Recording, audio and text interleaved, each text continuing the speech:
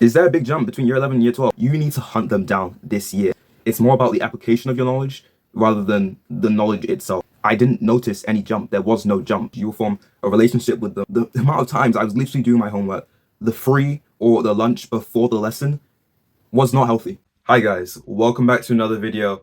My name is Study-L, aka Elliot Enequilo, and today I will be telling you about sixth form and year 12. And it's starting, and well, it might have started already by the time this video goes up, for you at least, or it might not have. Either way, it's close, and I want to reflect basically on my experience of sixth form and year 12 and give you some advice for it, basically. So enjoy the video, let's get into it. I will once again be imploring the help of my iPad to because I did ask you guys some questions. I asked you questions, your questions for sixth form, and then I will also be given my own advice. So questions at the end. Let's get through my stuff first. All right, so the first thing that most people want to know for year 12 and sixth form is, well, A-levels. How are they? Well, A-levels or AS levels, how are they? How hard are they? Yeah, that's what people usually want to know first. So the best advice I could give you, I would say to start from day one, but that applies more to year 13 than year 12. Definitely make sure you keep on top of all the work that they start giving you at the start of year 12, because genuinely, the most important advice I could ever give for year 12 is to stay organized. If I were to go back and redo year 12, I would genuinely just focus on being organized, okay? Year 12 is where you get the foundation for all the revision techniques that you're going to use in year 13. You get the foundation for what your mindset is towards A-levels and basically your mindset towards work in general. And you just need to make sure you stay on top of it and stay organized. Like right now, if you have no plan for year 12, you don't have like maybe a planner or like a Notion page just to organize your life, please make one. Because or learn how to make one or get one, because it's so important. If I had been organized over year 12, things would have been so much more easy for me.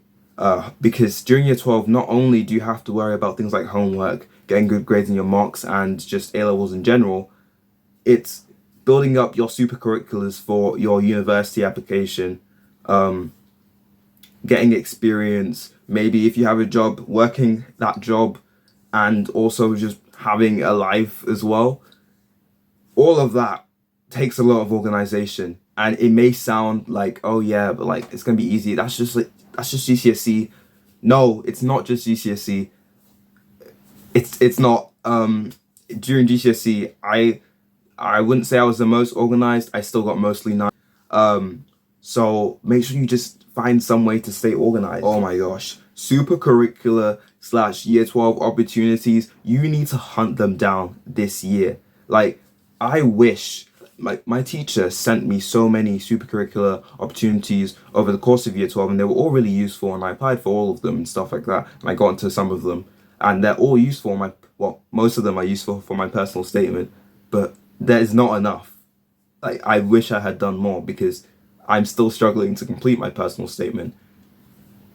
But there's so many. There are so many. Even right now, as you are watching this video, there are so many that you can apply for right now.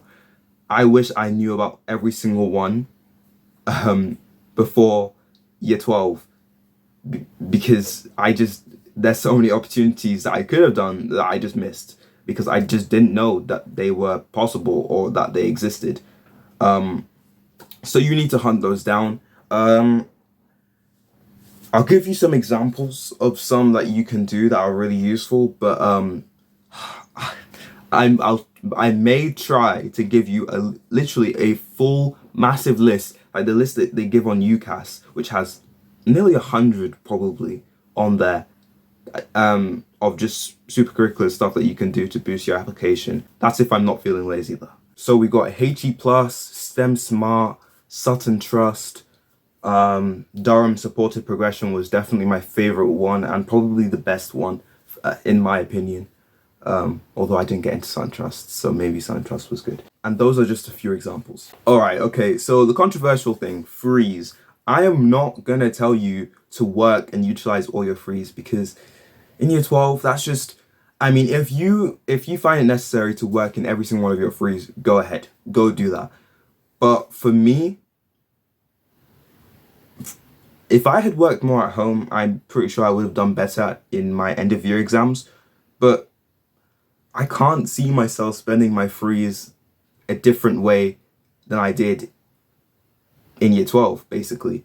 I spent them talking to friends, and some of them I spent working when I had to lock in, like an exam was coming up or something like that, or I had homework the next period, which I found happened a lot with freeze. But apart from that, I mostly spent them just talking to my friends and having fun, because year 12 is supposed to be one of the most fun years for you, because you have a bit more freedom, and you're in sixth form, maybe hopefully have an established friend group, or you're trying to establish a friend group.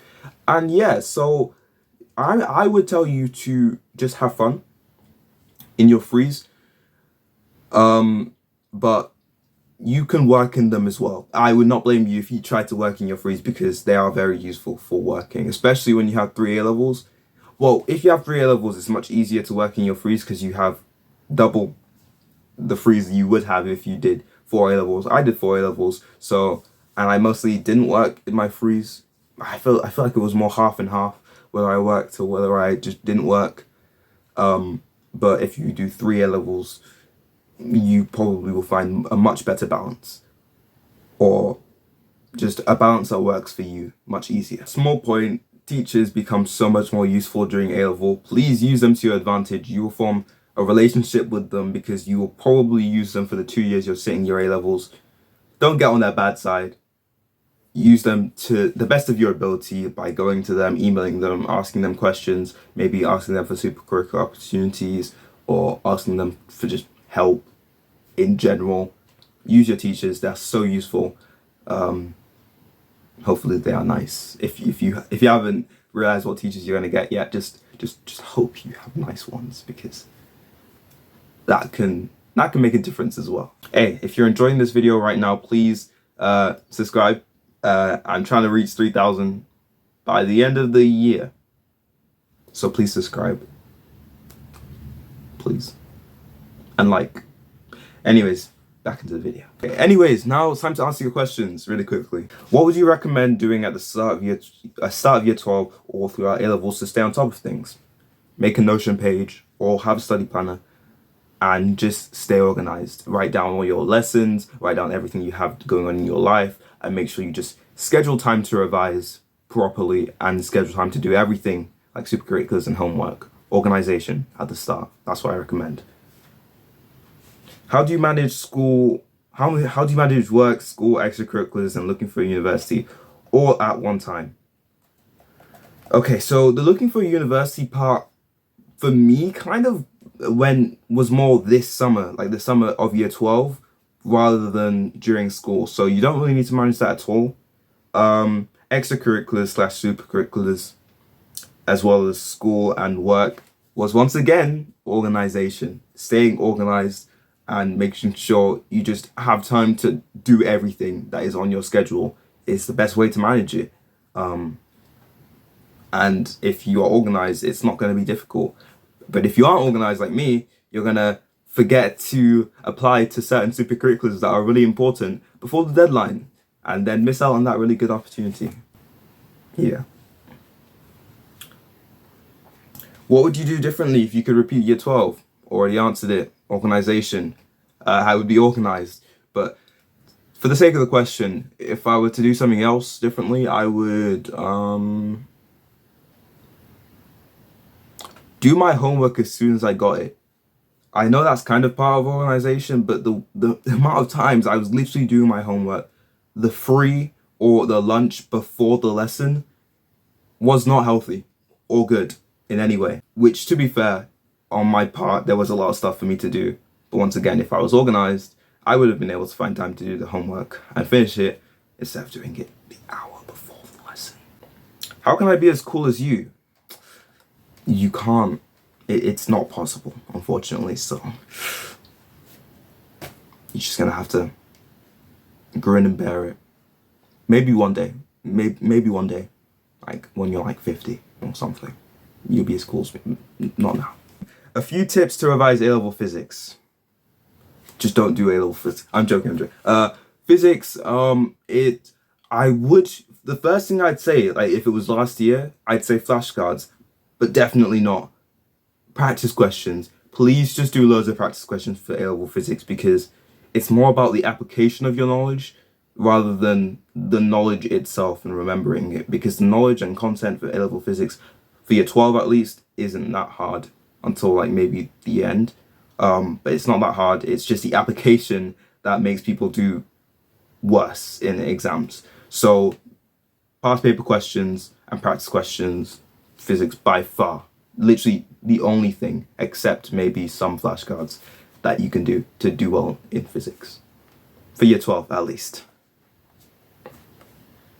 Is there a big jump between year 11 and year 12? No, it is not noticeable. The jump is, I remember asking this question myself like ages ago. Don't remember, I wasn't even thinking about it when I went into year 12, but I didn't notice any jump. There was no jump. It was just there, we just started, and it was just a seamless introduction into year 12. I'm sure it does differ by school, but my school it was just well done, I guess. I didn't notice any jump. It was just straight into learning stuff and just back to normal school, really. The jump from year 12 to year 13 is definitely much more significant, I think. Well, I mean, I'm hoping not, but I'm pretty sure, especially for physics and maths to further maths. How to use your iPad for revision. It's just the same as using notes, but it does save a lot of paper. I can do past papers on my iPad. I've been doing my entrance exam practice on my iPad, so it saves a lot of paper. I don't have to print the stuff. And I do have hundreds of pages of maths work on my iPad as well, so you can use it for maths work, but not in lessons. Unless you have a thing that makes your pen, if you have a pen, unless you have a thing that like goes around this part and makes it silent, do not use it during lessons, because it will just annoy people. And well, not that it annoyed people for me, I just noticed that I was making a sound. I was like, yeah, I'm not using this. How important are extra supercurriculars for applications? Extracurriculars, way less important, but have some, or have one, but it's way less important. Supercurriculars are literally everything. My personal statement is just the supercurriculars I've done, and like, I haven't even added any extracurriculars. I barely have any, or have any, in fact, so that might be a problem, but honestly, it's just supercurriculars, and they are the most important thing that you could possibly have. Please get loads if you can. Stay consistent in my work and maintain a social life. Maintaining a social life during year 12 isn't hard. It's not hard at all. Once again, it's being organized, but even then, I maintained my social life and I wasn't organized at all. Like I said, use your freeze. There's loads of parties, usually during year 12. I'd go to them, like just a new chance to make more friends and just have fun. Year 12, it's supposed to be fun. As long as you're organized, have fun during year 12. It's not hard to do so either. Staying consistent in your work. I don't think I'm the best person to advise you on this, because I wasn't consistent at all during year 12. I'm hoping to be during year 13.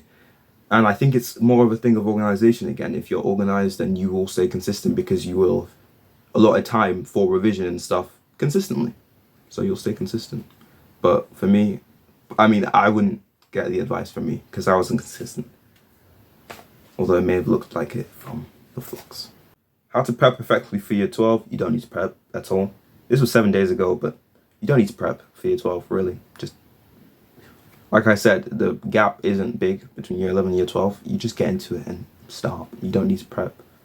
If you want to prep, no, you don't need to prep. You don't need to prep for year 12. Is year 12 a big change from year... What are ALS levels? They're just another qualification. Most people don't do ALS levels anymore, so I don't think you need to worry about them. But if you do AS levels, they're at the end of year 12, and they just contribute to half your A level, I think. Although I don't actually know how they work because I didn't do them. So I'd ask your teachers, who I said are really useful in this video, so you should do that. Is GCSE content super important or nah? Like, do we need to remember it? No. I basically, when my GCSEs were over, I just forgot everything, and just didn't want to go back. Especially, it's easy if you're choosing subjects that you didn't do in GCSE, but if you are choosing something you did do in GCSE, your teacher will provide a good enough, like, recap. I don't even think we got a recap because we just didn't need one. Once again, the gap felt like it wasn't there at all because we just got into it and it was fine. I didn't remember stuff from GCSE, like things like circle theorems. We haven't really covered that in A-level maths, and that was GCSE maths, and I don't know what those are. Like, I did it in GCSE, but like I don't remember, and I finished the entire A-level maths course, don't know what they are. So, no, it's not that important to remember GCSE content at all. You don't need to, nah, it's not that important. You don't need to remember content. Final question. Mr. Major, okay. Yeah, so, sorry, but there's no transition, for me at least, there was no transition between year 11 and year 12. It's really easy to just get into it, so you don't need to worry about it. It's a valid question though. Anyways, yeah, thanks for watching the video. Stay tuned for my daily YouTube shorts and TikToks and Instagram reels. Just covering revising every single day for year 13. It's gonna be fun. I'm doing another series with Cameron Studies, which kind of similar but not really. That's also gonna be fun. Stay tuned. Goodbye. And enjoy year 12. Good luck. Not that you need it.